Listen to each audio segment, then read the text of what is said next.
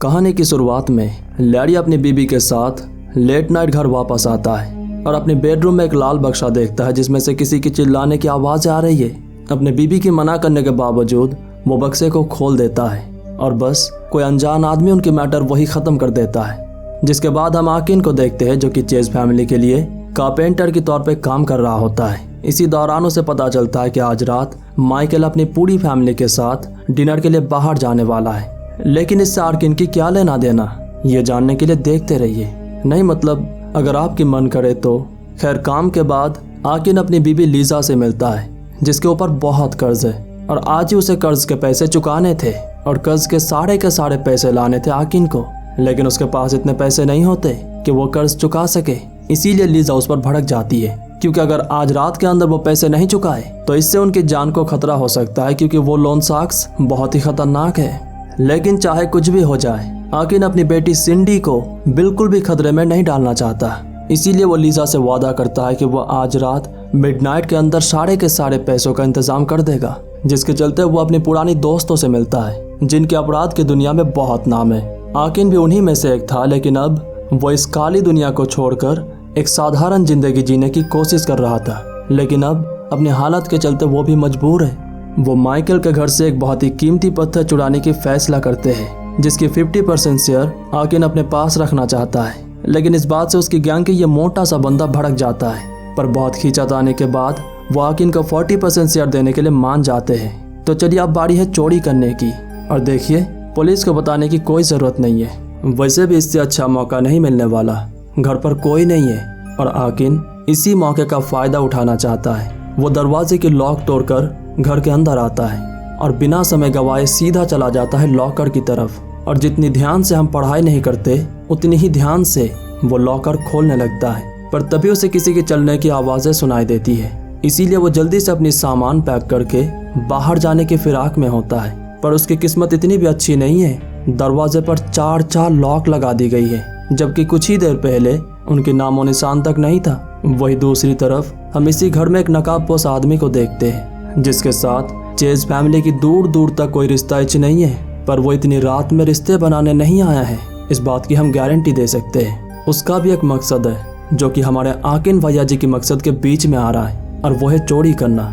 हालांकि उसकी ये मकसद थोड़ी बहुत डगमगा गई है, पर उसे अपनी बीबी और बेटी की याद आती है जिनकी जान खतरे में होगी अगर आज रात उसने पैसे नहीं चुकाए। इसीलिए आकिन दोबारा लॉकर खोलने जाता है। तभी उसे किसी की चिल्लाने की आवाज़ें सुनाई देती है जो बेचारा अपनी जान की भीख मांग रहा होता है। आकिन सब कुछ छोड़ छाड़ कर उस आवाज़ के पीछा करता है और तभी उसके सामने बहुत ही बुरी तरीके से जख्मी माइकल आता है।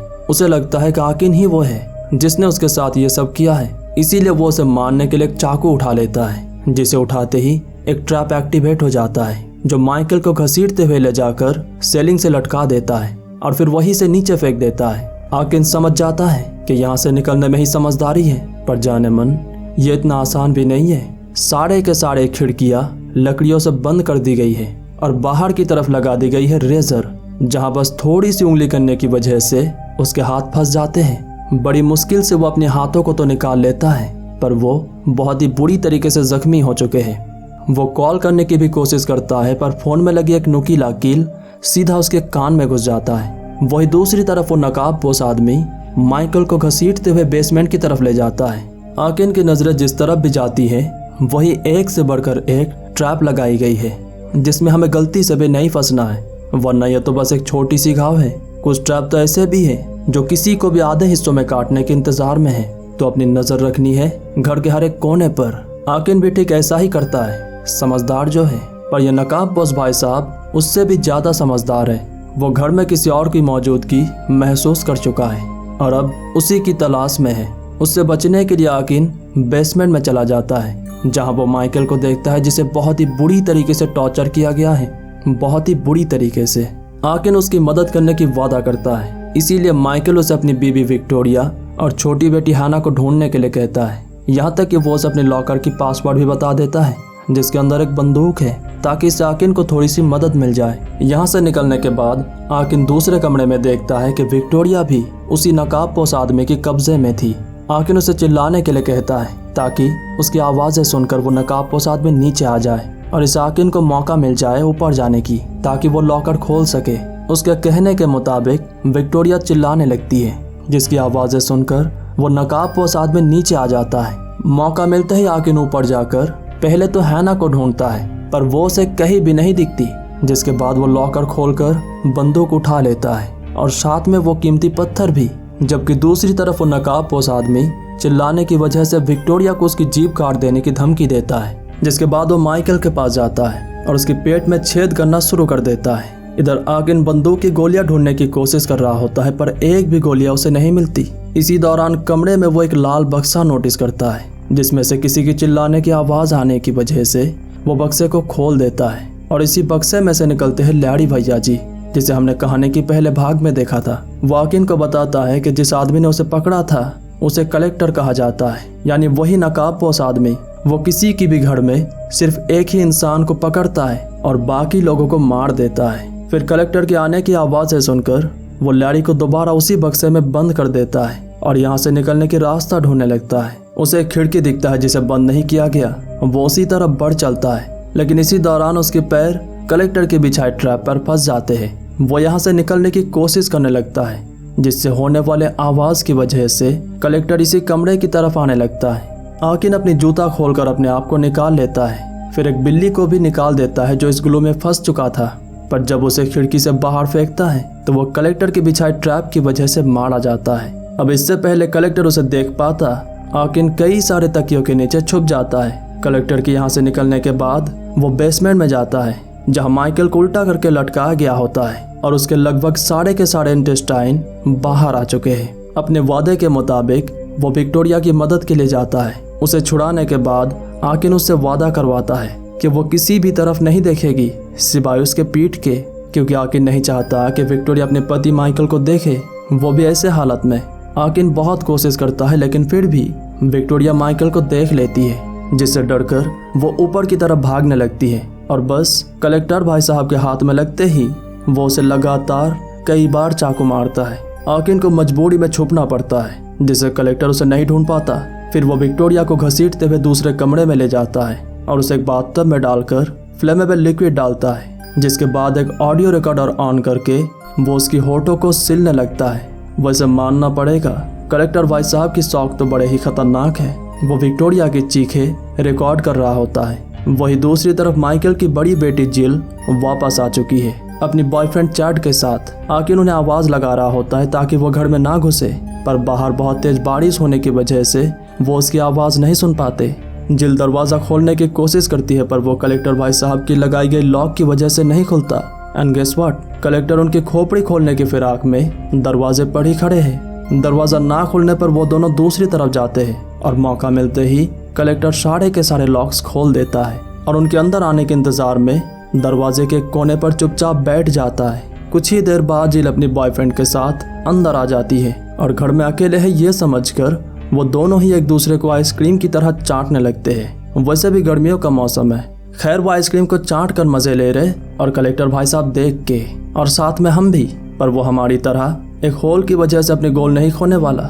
मौका मिलते ही उन पर हमला करने के लिए आगे बढ़ता है। चैड हीरो बनने की कोशिश करता है, पर कलेक्टर उसे अपनी ट्रैप की तरफ धकेल देता है, जिससे उसके सर से लेकर एड़ी तक और बीच की औजार भी कुचला जाता है और आइसक्रीम के अलावा बेचारा मौत की स्वाद भी चख लेता है। ये तो बस एक ट्रेलर था। अब कलेक्टर जिल को उठाकर पटक देता है, पर इससे पहले वो 911 पर कॉल लगा चुकी होती है। कलेक्टर उसे सीढ़ियों से बांध देता है, क्योंकि ठिकाने लगाने से पहले उसे भी आइसक्रीम की मजे लेने हैं। पर आकिन ऐसा होने नहीं देता।